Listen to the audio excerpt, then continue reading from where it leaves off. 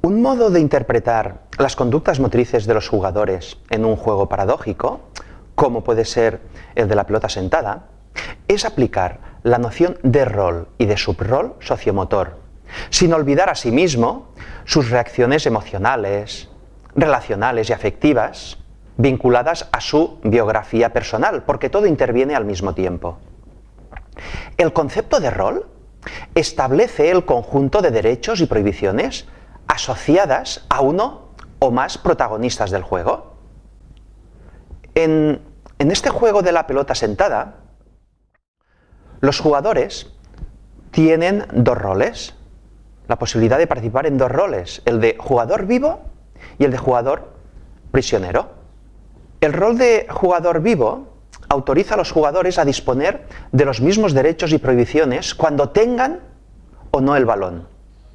En relación con los demás, decidir, por ejemplo, la persona a quien le van a enviar el balón y decidir si actuará como compañero o como adversario sobre esa persona.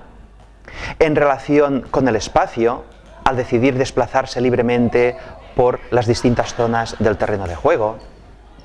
En relación con el material, al no poder desplazarse cuando tenga la pelota y decidir pasar un lanzamiento amigo o un lanzamiento enemigo a otra persona, esquivar una pelota enemiga. También en relación con el tiempo, cuando cada persona podrá decidir si se va a detener o va a desplazarse de una manera más o menos rápida. Por otra parte, el segundo rol, el de jugador prisionero, exige estar sentado en el suelo, sin poder desplazarse, esperando recibir el balón para convertirse de nuevo en jugador libre o vivo. Cada uno de estos dos roles tiene asociadas las unidades mínimas de decisión estratégica, los denominados subroles. Para organizar los subroles asociados al rol de jugador vivo, se consideran previamente dos roles estratégicos: el de jugador vivo con balón y el de jugador vivo sin balón. Teniendo en cuenta esta organización, se pueden identificar 15 subroles ludomotores o unidades mínimas de decisión. Estarán asociados a esos dos roles, al de jugador vivo y al de jugador prisionero, y a su vez a esos tres roles estratégicos, dentro de jugador vivo con balón y sin balón, y asociado, por otra parte, los subroles asociados al jugador prisionero. Al rol de jugador vivo le corresponden, como decíamos, dos roles estratégicos, con sus respectivos subroles o unidades mínimas de decisión. El primero de ellos, el de jugador vivo con balón, tiene tres subroles asociados. En primer lugar, pasador de un balón amigo. Supone pasar el balón con bote a otra persona que esté viva. El segundo subrol sería liberador del prisionero, cuando se pasa el balón a un jugador prisionero. Y el tercero, lanzador del balón enemigo, es decir, lanzar el balón por el aire, sin bote, con la intención de convertir al destinatario en prisionero. En relación al jugador vivo sin balón, a ese rol estratégico, identificamos 6 subroles. El primero de ellos, en espera. Supone permanecer sentado en el suelo sin intervenir, con una actitud muy relajada. El segundo subrol sería en alerta, con una actitud predispuesta a intervenir en cualquier momento. El tercer subrol es el de receptor del balón, que supone recibir el balón amigo que ha enviado otro jugador. El cuarto subrol es recuperador del balón. Supone recuperar la pelota que de manera fortuita pasa cerca de donde está situada y sentada esta persona. El quinto subrol sería esquivador. desplazar el cuerpo con la intención de evitar ser tocado por un balón enemigo que nos quiere capturar. Y por último, el subrol huidor, asociado a desplazarse a otra zona para alejarse de un posible balón enemigo, de un posible riesgo, peligro.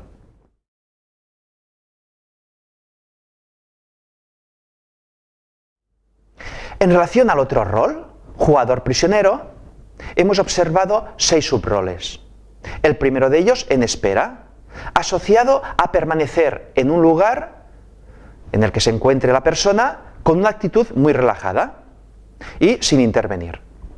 El segundo subrol es en alerta, que implica estar en un lugar del terreno de juego en una actitud predispuesta, en alerta, atento, para intervenir en cualquier momento que sea necesario. El tercer subrol es receptor del balón. Supone recibir el balón amigo que ha enviado otra persona del juego. El cuarto subrol es recuperador del balón. Implica recuperar el balón que de manera fortuita puede estar en una zona próxima donde la persona está situada. El quinto subrol es liberador prisionero, que implica pasar el balón a un jugador prisionero para que acto seguido se pueda salvar.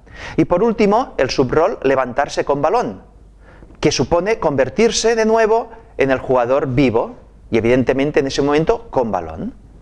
Pues bien, a partir de la identificación de los roles y los subroles de este juego, se puede elaborar un ludograma para hacer el seguimiento de las conductas decisionales de las personas que participan en el juego de la pelota sentada. Para ello, observemos que en la columna de la izquierda se detallan los 2 roles ludomotores, jugador vivo, jugador prisionero. En la siguiente columna, a continuación, a la derecha, identificamos para esos 2 roles los roles estratégicos. Para el jugador vivo, 2 roles, jugador vivo con balón y jugador vivo sin balón. Y para el prisionero le corresponde el mismo, rol de prisionero. Ya tenemos las 2 columnas para los roles y roles estratégicos. Ahora, acto seguido, en la tercera y cuarta columnas, identificamos los 3 subroles para el jugador vivo con balón y su número que le permite identificar cada una de esas unidades decisionales. Ahora se observan 6 roles, del número 4 al 9, para el rol vivo con balón. Y finalmente se localizan los 6 roles, del número 10 al 15, asociados al rol de prisionero. A continuación, se disponen las diferentes columnas y filas en ese instrumento para cada uno de los 15 subroles. Ahora sí que con toda esta información ya estamos en condiciones de cumplimentar este ludograma de roles y subroles para el juego de la pelota sentada. Vamos a realizar, pues, el seguimiento, por ejemplo, de un jugador, en este caso Diego, que es el jugador que viste la camiseta de color naranja. Para ello, vayamos a observar el vídeo de una de las posibles secuencias que acontecen en una partida en este juego, para acto seguido poner en práctica, aplicar el ludograma. Una vez observada la intervención de Diego, os propongo examinar las 11 decisiones, es decir, subroles, que ha protagonizado, que ha acontecido durante esa secuencia de juego de las imágenes que hemos observado, que dura unos 21 segundos. En primer lugar, se observa que recibe un balón amigo del jugador con camiseta de color verde, es decir, subrol receptor con balón. Como han transcurrido 2 segundos, lo anotamos en la parte inferior de la primera columna, tal como vemos en las imágenes. Acto seguido, decide Diego interactuar con ese mismo jugador con camiseta verde, quien espera confiado un balón amigo, ya que él acaba de pasárselo así. Es decir, espera una interacción cooperativa. Sin embargo, nuestro protagonista lanza un balón envenenado asumiendo el subrol lanzador-enemigo. El balón, a pesar de no salir con mucha velocidad, se dirige al jugador contrario con una trampa mortífera. La trayectoria aérea, desconcierta al jugador de verde, quien no reacciona a tiempo y por lo tanto decide recepcionar el balón, lo que provoca que pase a ser prisionero. En solo 3 segundos, Diego ha protagonizado 2 subroles que le permite la lógica interna de este juego. Ahora, aplicando el ludograma, unimos con una línea el subrol vivo, el subrol 1 y 2 de esa intervención. Seguidamente, nuestro jugador decide ir a por el balón, que ha quedado en una zona de nadie, y lo recupera. Ha protagonizado el subrol recuperador del balón. Y han transcurrido 4 segundos, como se observa en la gráfica. Ahora, la mirada se dirige al jugador con camiseta azul oscura, a quien también le pasa un balón traicionero, como si fuese un pase amigo, ya que se lo pasa con suavidad, pero con una trayectoria aérea. Subrol, por lo tanto, lanzador enemigo.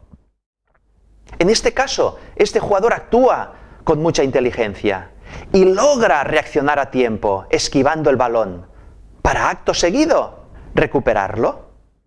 Diego, nuestro jugador protagonista, se queda atento en el subrol en alerta, observando la decisión de esa persona. Sorprendentemente, a pesar de recibir una interacción de oposición, decide devolverle el balón a través de un pase picado, lo que refleja una cooperación. Nuestro jugador Diego recibe, por lo tanto, el balón, asume el subrol receptor de balón amigo, y todo ello hace que hayan transcurrido 11 segundos, lo cual lo anotamos en la parte inferior del instrumento, del ludograma.